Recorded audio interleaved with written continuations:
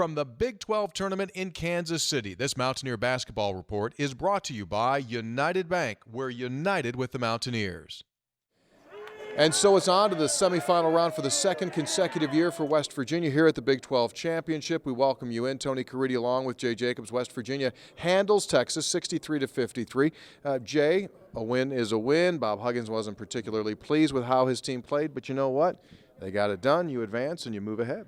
Well, Tony, any way you look at it, they're playing tomorrow night, and that's the thing for sure. It was not pretty. You had Javon Carter having a super game tonight. You had rebounding. You had Nate Adrian, and you had Tariq Phillips delivering assists. But all in all, I think there are some things they have to shore up in practice tomorrow. The rust is worn off. You can't complain about that tomorrow night, so we'll see what happens. West Virginia shot the ball particularly well in the opening half, but in the second half, they did not shoot the ball well. But here's the other side of that story.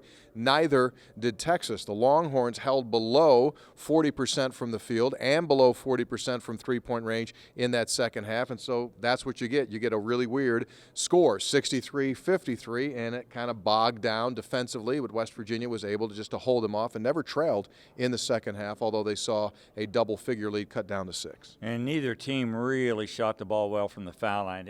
Especially Texas hurt themselves immensely from the foul line. They got there, especially in the first half. They could connect, or if they did, it was 1 out of 2, and continually it just bogged down and got them in trouble. West Virginia really settled down with the assist to turnovers in the second half. They protected the ball a lot better and came across the finish line. You had 9 first-half turnovers, 4 turnovers in the second half. After it was over, Bob Huggins and crew at the podium.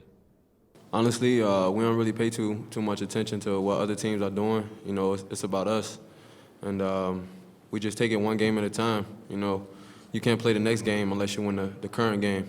So that was just a message to the team, like, just focus on this game, and whatever happens after that, then it's going to happen. I mean, definitely the length. They're kind of just like Baylor. I mean, once you get it inside, you got to pump fake those guys. I mean, you can't just go up and shoot a layup. I mean, they're going to get a lot of blocks, so just playing against their length, that would be the biggest thing. I'm just trying to get that ball into the middle. That's kind of like the hardest thing, playing against those guys. We're trying to win. You know, we didn't get it done in the finals a year ago, and there's no sense playing if you're not playing to win. So we're trying to win. I mean, we obviously didn't play very well today. Didn't shoot it very well from the free throw line. Didn't make layups. But I mean, they've been a good group to coach because they do want to win. And you think about the way we play. We had 3 guys play 30 minutes, which I really didn't want to do, but we're over 30 minutes. But we play a lot of people, and you know You know, I think sometimes guys want to play the whole game, and they take about 2/3 of the game off when they try to play the whole game. So these guys have been really good about sharing playing time.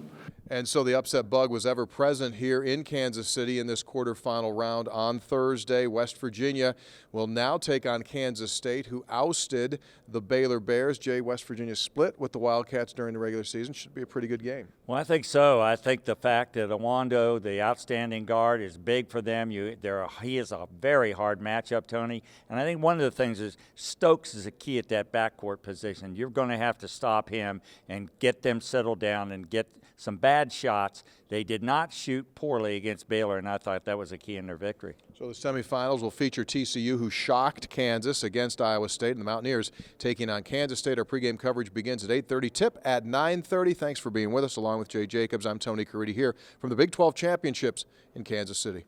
From the Big 12 tournament in Kansas City, this Mountaineer basketball report has been brought to you by United Bank. We're united with the Mountaineers.